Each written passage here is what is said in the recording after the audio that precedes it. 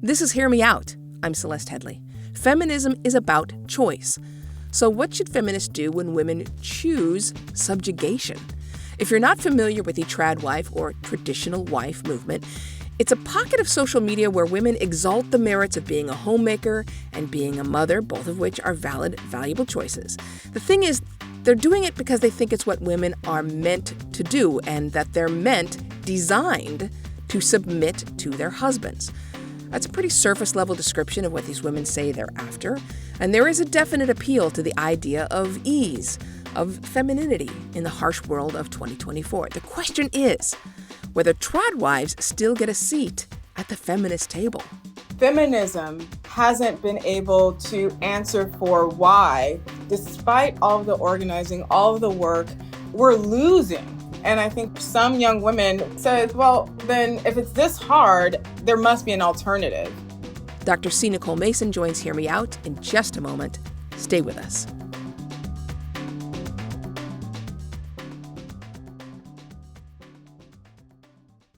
Host the ultimate backyard barbecue with Whole Foods Market. It's the Hot Grill Summer event through July 16th with sizzling sales on no antibiotics ever boneless beef ribeye steak and beef New York strip steak. Plus, check out sales on sustainable wild-caught Alaska sockeye salmon, organic strawberries, and more. In a hurry? Choose grab-and-go favorites like picnic salads and sushi, plus plenty of cooler-friendly beverages. Make it a hot grill summer at Whole Foods Market.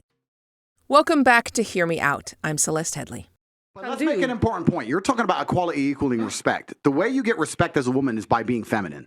There's nothing, we can be equal and very, very different. I'm not saying that there's not equality, but you've confused equality with the same. You can be equal with completely different things. You can have a bishop and a knight on a chessboard. They're equal in terms of points, but they do different things, right? A woman can have equal respect to a man if she is very good at being a woman, and a man gets respect by being very good at being a man. When a woman decides she wants to act like a man or a man wants to act like a woman, that's where all gets f***ed up. We try and pretend it's all the same. It's not the same. You may well ask why we begin a discussion about feminism with a comment from a man, especially a misogynist like Andrew Tate.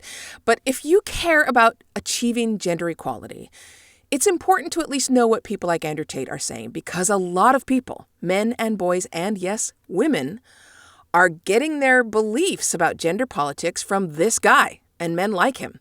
Tate incorrectly claims that feminism holds everyone back, and some women are buying into this false claim. Tradwives, short for traditional wives, believe women are best at homemaking and mothering. They lean heavily into mid-century ideas about modesty and purity and masculine superiority. It's easy to dismiss those ideas as hopelessly outdated and factually inaccurate, but our guest today argues that we need to understand how feminism might have let these women down, because that might be the only way to make progress for all of us. Our guest is Dr. C. Nicole Mason, a writer and the president and CEO of Future Forward Women. Welcome. I can't believe that quote. I'm so happy to be here and talking to you about this. So I want to make sure we start this discussion by ensuring we're all on the same page when it comes to including our audience on what feminism is. Because for me, feminism is not the way Andrew Tate defines being feminine. Feminism is a belief that in the social, economic, and political equality of the sexes. Is that pretty fair, that brief discussion of what you think feminism is? I think that's right. And I also think it's about, as Bell Hooks would say, the ending of sexism and sexist oppression. So, and that's what we should all be working for. But I think we've lost the message lately. We're not doing feminism in that way. We have gotten sidetracked and gotten into these conversations like Andrew Tate about like, what is a woman? How should women and men behave? And that becoming feminism, when that's not really what feminism is. So we're talking to you because of a piece that you wrote called Who Wants a Soft Life? The Feminist Non-Response to Tradwives, Stay-at-Home Girlfriends, and the Soft Life. And I want to be clear that we're starting this conversation that in the same place where you start that essay, which is that you don't approve of Tradwives trying to sell that lifestyle. Whether they have it for themselves is one thing, but selling it to especially young girls as the only way to be a woman, as the correct way to be a woman. You're just talking about how we achieve our goals. Is that kind of accurate?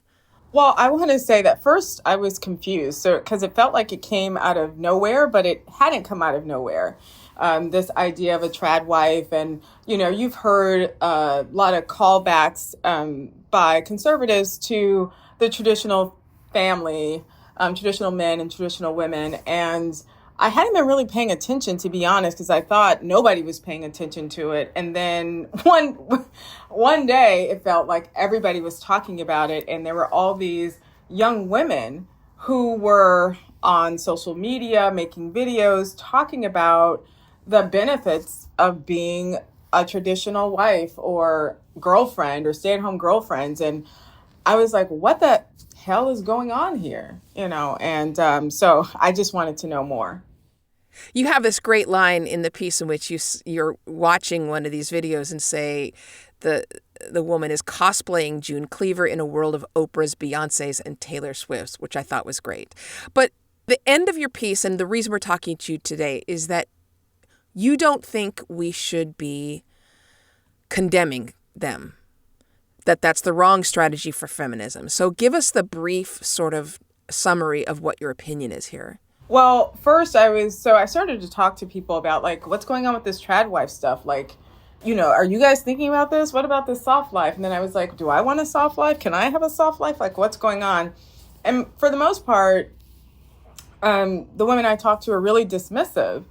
And then I was like, but wait a minute, there's something really here. And I feared that feminism didn't have a real answer for these young women about like, why reject this? Why push against these very stereotypical, and dare I say toxic gender roles? And how do we say this? How do we say it without sounding old and prudish and not with it? We just really didn't have an answer. And one of the other things I just want to say is that feminism is in a lot of turmoil right now. We've had a lot of significant losses, Roe. There's been a lot of pushback and backlash. And so it feels like a lot of young women have backed away and trying to figure out like, well, what is it? Do I need to work hard? Do I need to, am I going to make as much as a man if I go into the workforce? And so like all of those questions, and I'm afraid that we don't have real answers besides like equality is good, which is good, but not it. Okay, but here's the problem for me. And I'm not talking about, somebody who chooses to live a traditional lifestyle as a wife of a husband, as their own choice. Like for me, that's what feminism is about, is giving people the freedom to make choices about their lives. But it's almost impossible to separate the trad wife movement from politics. These are women who are saying that they used to be duped by the lie of equality. It's kind of shocking the number of them who used to be far left, like anti-vaxxers, and then flip the switch over. Most of them are not just saying, hey, look how I pour milk from one jug to another. I don't know why they're always pouring liquids from one jug into another jug, but these are women who, for the most part, are also tied into a political movement that is trying to stem the tide of progress toward gender equity, that is giving empowerment and support to those people on Capitol Hill and elsewhere who are trying to prevent women from having rights, the same people who helped defeat and knock down Roe. So what I would say is that it's a trick. And there's always been anti-feminists who have sort of tried to package a traditional life as the way, or as to counter calls for progress and equality. But what's different now today is that feminism hasn't been able to answer for why, despite all of the organizing, all of the work, not only are we not making progress, and not only are women's lives seemingly harder, we're losing on some fronts. And so if I'm looking at it, and again, I'm a single mother by choice to twins, and I was just like, God, this being a woman is really hard. Womaning in 2024 is really hard, and it's a lot of work. And so you start to ask questions like, why is it hard? And I think for some young women, without a real clear analysis, a feminist analysis, says, well, then if it's this hard, there must be an alternative. And so what's being offered is this alternative, which I believe is a trick and meant to stop progress. And so what I want is for us to have a more robust conversation. This is, to me, it feels like a moment where we have some decisions to make as, feminists and people who do this work. Like, how do we engage this? How do we talk about this? How do we counter this? Because right now it feels like it's not enough to say, like, you want equality, don't you? Or like, equality is right. Ending sexism is right. I was a lecturer at Georgetown and, teaching women's studies in the women's gender studies department. And I called to, get back on the schedule. And the chair of the department said that they've had to cancel a lot of their courses because they're undersubscribed. And so I think we're in a crisis moment where some of these messages about how women should be and act are, taking hold of both men and women. And I think it's dangerous. So you say it's dangerous, which I 100% agree with you on. But the sort of spicy opinion that you bring to us today is that I shouldn't give in to my anger and either ignore these women, which seems to me to be one of the first instincts one could have, and assume that they're just a viral trend on social media. In fact, let me read something that was published from an article that originally appeared in Brooding by Catherine Yeazer Morton, who said, I'm not totally convinced that Tradwives pose any real threat to women or to feminism. For a while, I suspected there was something closed system about Tradwife influencers that they require an outraged audience to keep them trending. And if we ignore them, deprive them of oxygen, they might fizzle out. What do you make of that idea that we can just ignore them? Yeah, that's what we thought about Donald Trump. And look, here we are.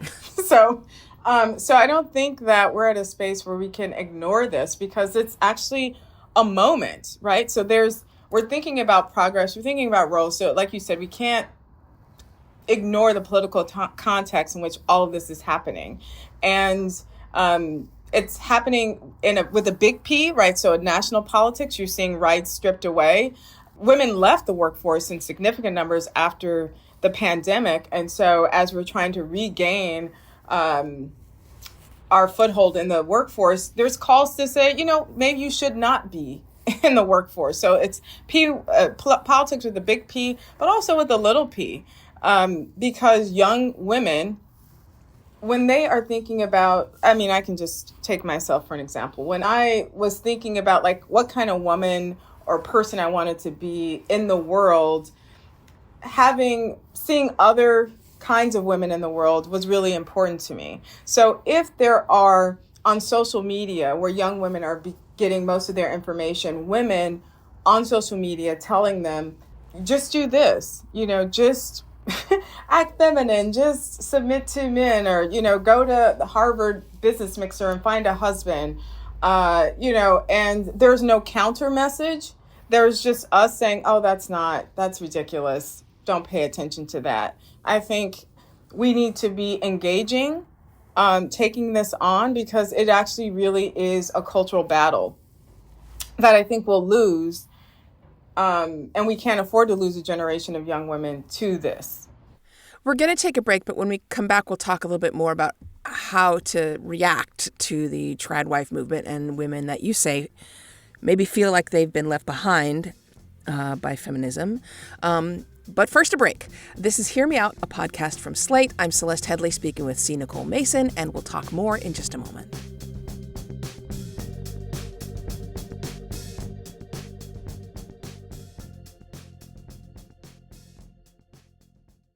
Host the ultimate backyard barbecue with Whole Foods Market. It's the hot grill summer event through July 16th with sizzling sales on no antibiotics ever boneless beef ribeye steak and beef New York strip steak. Plus, check out sales on sustainable wild-caught Alaska sockeye salmon, organic strawberries, and more.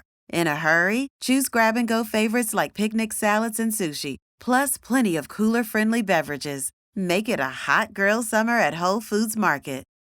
For the ones who know safety isn't a catchphrase, it's a culture. And the ones who help make sure everyone makes it home safe. For the safety-minded who watch everyone's backs, Grainger offers supplies and solutions for every industry, as well as safety assessments and training to keep your facilities safe and your people safer. Call, click Grainger.com, or just stop by. Grainger, for the ones who get it done.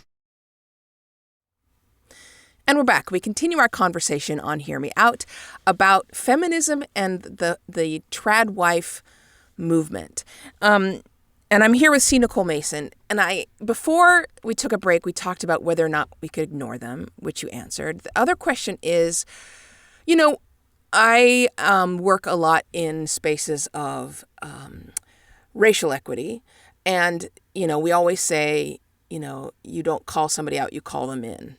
Right? Is that sort of what you're talking about here, that we should be calling Tradwives into the feminist movement rather than shaming them? Is that sort of the crux?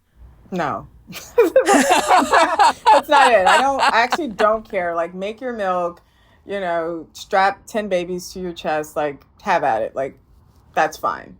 I think what I want us to do is to really think about, like, what is appealing? What is attractive to this for young women? Has feminism failed young women? Do they not see themselves as part of the feminist movement? Do they not think that equality, all those things that we talk about and say are important, do they think they can achieve it? Is it impossible? Because it does feel out of reach in this moment. Equality does feel out of reach. And so if something feels impossible or out of reach, or if young women have seen women have their own mothers, or they read all these autobiographies of women and memoirs where they're like, it's so hard, I've been sexually harassed, all these things happened to me while trying to achieve equality. Look, I don't even want that. So I think we need to have this conversation publicly and be talking about, like, this shit sucks really hard and we're not making the progress that we want. In fact, women are penalized when they're not feminine, when they speak out, when they ask for equality, they ask for equal pay. There are consequences, material ones, real ones, emotional ones.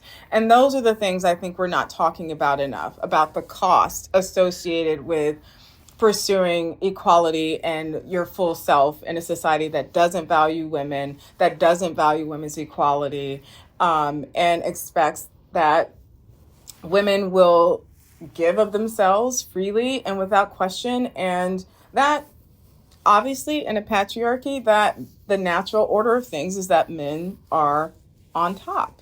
And feminism is saying, well, actually, that's not the case, or that shouldn't be the case. So, okay, it sounds like to me like what you're saying. I just want to make sure I totally understand the specifics of what you think we should be doing in response to the Tradwife movement. You're not concerned about the content creators themselves. Well, first of all, the irony of a lot of the content creators is that they're actually working. Like, this is a job. Yes. So, like, to the idea that they're like, oh, I'm at home, not doing anything, churning milk, is not true. Like, you're actually at work. Your work is creating this content. Like, when you dig a little bit deeper, again, you find that, like, when these influencers make a video and they're not, like, in costume or in cosplay, they don't get a lot of views. So they know that linking how they look, when they look more feminine, wear an apron, that gets more clicks, which again is more revenue. So it's also a bit naive to think that this is not as powerful as it is, because it really is, and permeating a lot of our social corners. Okay, but to go to the next step, you're talking about the young women, and you're concerned about the young women who are attracted by this lifestyle because, as you say, feminism failed them, or it failed to reach them, or at least failed to make the argument to them that it was more than just shouting, "We want equality." Is that fair? Yes. I think that feminism, again, has to, in this moment, demonstrate its value proposition to young women who have not seen the fruits of feminism in their own lives. Like, they haven't seen the way feminism has made a difference for them in their lives. In fact, they've seen just the opposite. But do you think that's the fault of feminists? I mean, this is what I'm saying. It's like, in terms of saying, as a feminist, have I failed to sell feminism to young women? I don't know that that's you and me. I think that's the same reason have we failed to convince, white supremacists that racial equality is better. No, it's just that, their own family beliefs, the way that they've grown up in combination with racist politicians and manipulative corporations, etc., have sold them the fact that their problems are caused by people of other races, right? Like, for me, that's the problem here, is that we're fighting this tide of misogynists and male supremacists who are selling them the inherent sexism in all of our media, in our politics, in our society, and that makes it sound as though their answers are correct. Even though they're wrong, it makes it sound to them like those answers are correct.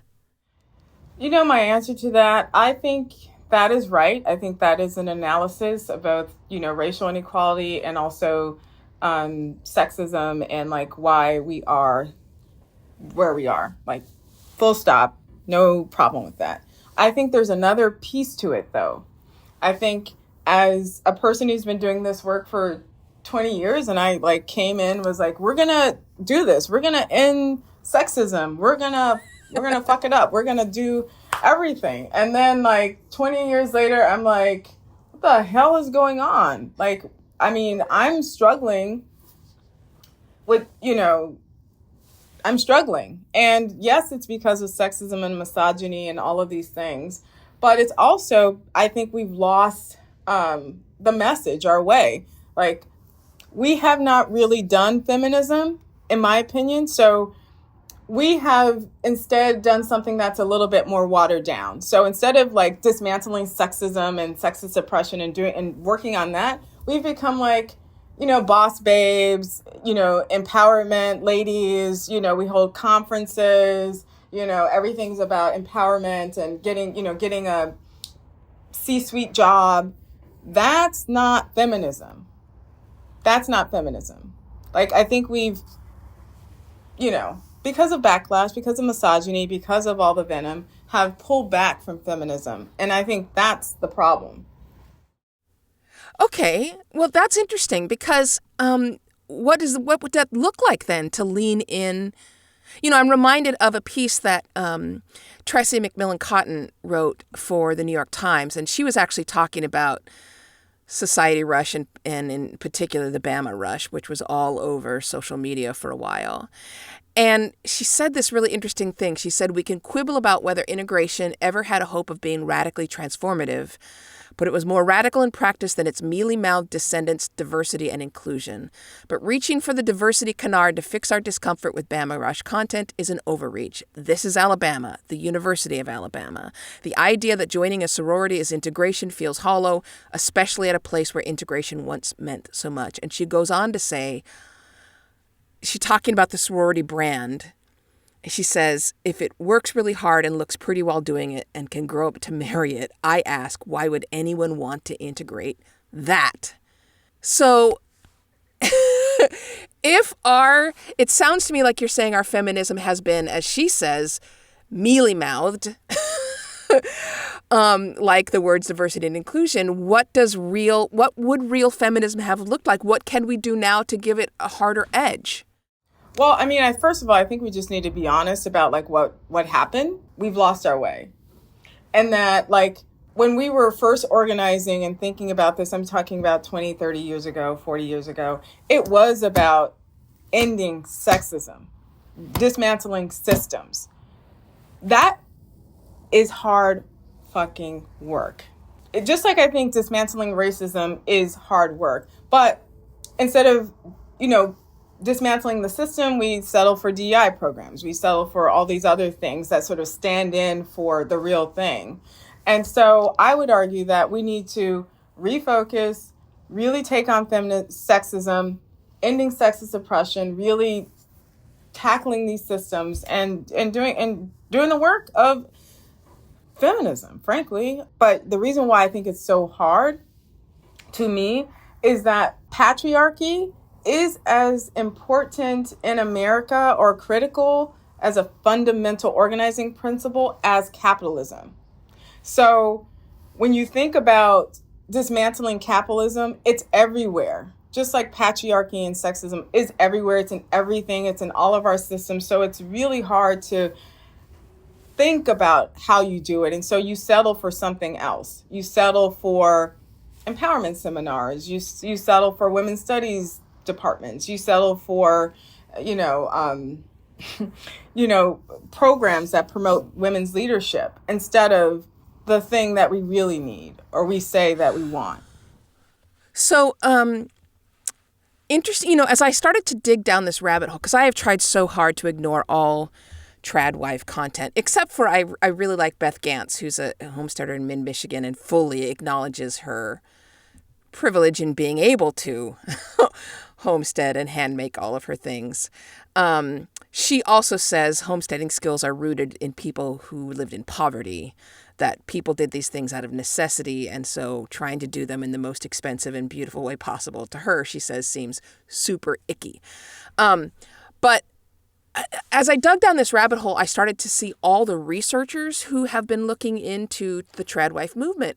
And some of the most active are those who study extremism and terrorism, because there's such a connection between the Tradwife movement and the far-right white supremacist movement as well. And they say, our research shows far-right Tradwives believe their roles as wives and mothers guarantee the survival of the white race while actively weakening enemies. In an effort to encourage men to the cause, some Tradwives claim they embraced their true femininity only after they were protected by a real man who embodies the toxic masculine ideals of the far right. So again, I don't mean to yet further make the point that how can we possibly respond to this, but it does feel like there are things going on here that are pulling young women to this movement that, yeah, maybe it's just part of the fatigue that every woman, and especially every woman of color, feels because living and surviving, let alone thriving, is fucking harder for us. But then they get attracted by this affinity for extremism, far-right ideals, white supremacy, and just a deep-seated love for authoritarianism. So I think that there are women who benefit from their proximity to whiteness, white supremacy, feel a sense of protection because of it. And those women exist. Those women vote for Donald Trump. Those women, embrace far-right ideology. January 6th, there were women there at the Capitol as well. So these things are true and go hand in hand. Now, what I will say is that what I learned from watching the TikTok cult documentary is that people just love TikTok and like great dancing. Documentary. Yeah, right. So you like dancing. Next thing you know, you're making content. Next thing you know, you're in a cult.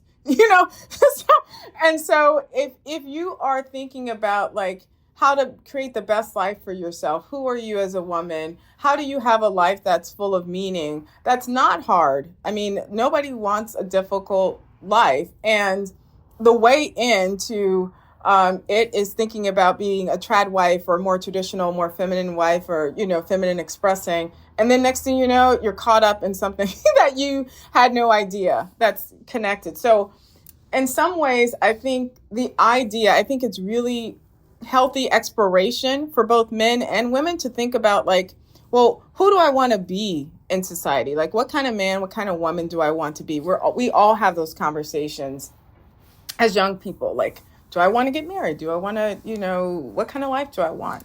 What's dangerous and toxic is that while having that conversation, you run into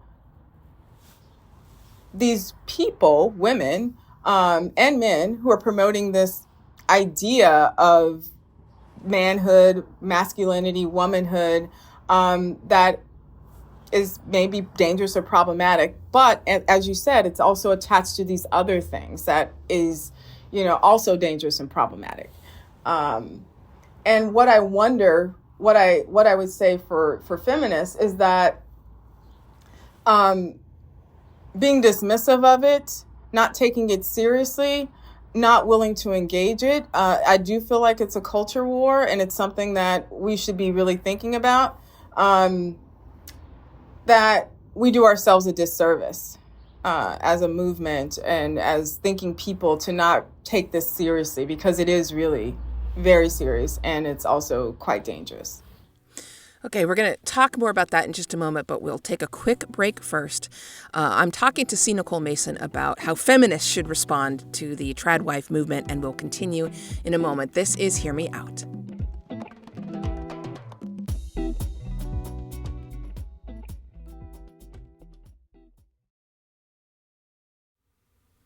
This is Hear Me Out. I'm Celeste Headley. Today we're talking about feminism and the Tradwife movement. And my guest is Nicole Mason. And we have a few things in common. You are more so, but both of us would be considered by someone like Andrew Tate as wastefully educated at college. Both women of color, both single mothers. Okay, so there was a part in your piece where you were asking yourself, would I want a soft life? And I feel like anybody who has a similar life to ours can understand that call, because you're so tired all the time. There's just too much. I mean, you never get a moment when, even when I'm like trying to relax, I'll just look around me as I'm walking through my house and see all these things that need to be done. And my mind is constantly ticking down that to-do list. And to that extent, I get it. Like a simplified life, that sounds great. Do you think what is pulling? Yeah, I'm not going to lie. Like, I literally, once I started learning, I was just like, wait a minute. If it's being defined as like a life that's easier, you don't have to worry about like fighting for pay, negotiating a salary, doing all these things that, like, the woman tax, like, if I don't have to worry about that, then, like, yeah, sign me up. But then, you think about, well, like, what am I giving up? Because I think actually at the end of the day, it's a trick, because we live in a patriarchal society. It's not set up for women to succeed or be successful. I agree. And the other thing for me, and the reaction that I have is, the Tradwife movement is overwhelmingly white. And there's strong history behind that, right? Like the cult of true womanhood in early 20th century, when men were largely trying to define what it meant to be a true woman, they were never talking about Black women, ever, because Black women always had to work. The idea of the true woman was always a white, middle class to upper middle class, feminine woman who had help around the home, maids and nannies, most of them probably of color. and so there was no way a Black woman or any woman of color was ever going to achieve that ideal. To me, when I look at this Tradwife movement, I cannot disassociate it from white supremacy. My great-grandmother in 1895, who was widowed by the KKK, probably would have thought to herself, gee, I would love to have a soft life. That sounds great to me, right? But it was never for her. Right. So one of the questions that I have is, like, can we separate the wanting of a soft life from this other stuff? Like, must having a soft life be attached to patriarchy and traditionalism in a particular way. My desire for a soft life is not necessarily rooted in traditionalism. It's rooted in like, why does it have to be so, why does it have to be so hard to like woman around here? Like, I'm just trying to like live my life and have a little joy. So that's like the first thing. But I also want to say that patriarchy is not just reserved for white men. Like, it's a system that we're all maintaining. And, these, black male incels who also, even though are given our particular history, still subscribe to some of these very toxic ideas about womanhood, masculinity, and family. So that's dangerous too. But again, I wonder again, my question is whether or not we can think about this idea of a soft life without attaching it to something else. What are we really asking for? Dare I say, like, if I'm going to be defining a soft life, it is really the realization maybe perhaps of like the goal of feminism. I mean, it sounds to me like you're saying this is where we could find common ground with them, that we all yearn for that. And that's a really lovely thought. On the other hand, to your question of can I separate all of the other stuff, I can't. And I guess that's because to me, even when I watch Tradwife content, and I ended up watching a lot of it in preparation for this conversation, I'm sad to say, I found the Tradwife videos could not stop themselves from leaning into homophobia, from leaning into anti-LGBTQ, but also to me as a feminist, more damaging was the way they leaned into the mommy wars, bringing back the mommy wars, that somebody who works at home and raises their kids at home is right and their natural enemy is the working mother, right? That those are enemies, as opposed to, I believe feminism opens it up and says, make your decision for yourself. That's what I think feminism is about. But to me, this Tradwife movement is basically saying you are ideologically and ethically wrong if you're not living the way that I do. Well, frankly, I just want to go back to sort of say that these kind of culture wars have been going on for many, many decades, and dare I say centuries. And I think what feminism has done is say, women, you can be wherever you want to be. If you want to be in the home, be in the home. If you want to be in the workforce, be in the workforce. Frankly, what gets me about all this Tradwife stuff is like, it's not even real. It does feel like cosplay. Like, this is not our world. In 2024, more than 50% of women work out of the home because they have to, not because they want to, or they're trying to like be Rosie the Riveter. They have to work out of necessity. Will women's lives that we actually don't pay enough attention to and try to make those easier and better and accommodate women. Like, that's the problem. I will say this, that I do believe we as feminism need to take this really seriously and engage in the culture wars. Like, we are in a battle, and I don't see enough of us really speaking to this and pushing back. I worry that we think we're too good to respond. Like, this is so stupid, it doesn't even deserve a response, when it actually does. I'm going to give you the last word here.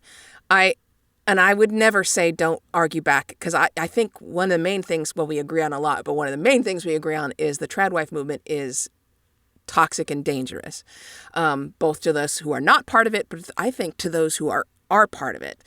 I mean, I think you're right. I think that we shouldn't laugh at the Tradwife movement and dismiss it. I think we probably have to say something.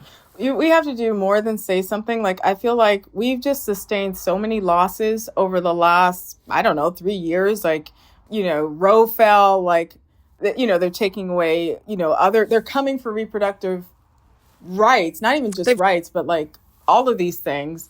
And part of the conversation, or big piece of the dismantling, is the culture piece about who women should be, how they should be in society, and what kind of rights they should have. That's a conversation that leads to these policies outcomes. I hope that it sparks more conversations. I know that we have very engaged listeners. They always have strong opinions, so hopefully we can get this discussion going. But in the meantime, thanks for joining us and talking with me about it. Yeah, it's good to meet you. Every time we use the F word, and by F word I mean feminism, we know it sparks hot opinions, I should say, in people's minds, one way or the other. So we want to know what is going on in your head. Tell us your thoughts. You can email us. It's hearmeout@slate.com. Now, last week we had Jessie Sage on the show. She argued that cops and politicians have no place at Pride Month celebrations. And before we go, we wanted to share a message we got from a listener named Kristen. Kristen wrote this addressing me personally. Just listen to the podcast on pride and politicians and policing, and I'd really encourage you to rethink a stance you shared toward the end of their episode. I have no skin in this game. While it's clear what you meant, you were acknowledging that because you're not a member of the LGBTQ community, your voice and opinion should not be determinative. As a Jewish woman who identifies as Black, you do very much have skin in the game. Communities that experience marginalization often end up with similar relationships that relate to the role of politicians and the power of the police. The advantageous relationships they can stake out in one community inevitably show up in another community. The presence of police and politicians at events such as Pride can often be expressive of the terms at which they're willing to allow that group to coexist. Beautifully articulated, Kristen. I 100% agree with you. And there is so much history of collaboration and cooperation between all these different marginalized communities. And, together we've been able to achieve some incredible things. I was ham-handed in expressing the fact that I don't think I should be making decisions about what happens at Pride Parade events. That's the extent to which that meant. But I 100% agree with your point that I do have literal skin in the game. We love hearing from you. Let us know what is on your mind. Our address is hearmeout@slate.com. Hear Me Out is a podcast from Slate. The show is produced by Maura Currie. Ben Richmond is the Senior Director of Podcast Operations. And Alicia Montgomery is the VP of Slate Audio. I'm your host, Celeste Headley. Until next time, speak your mind, but please keep it open.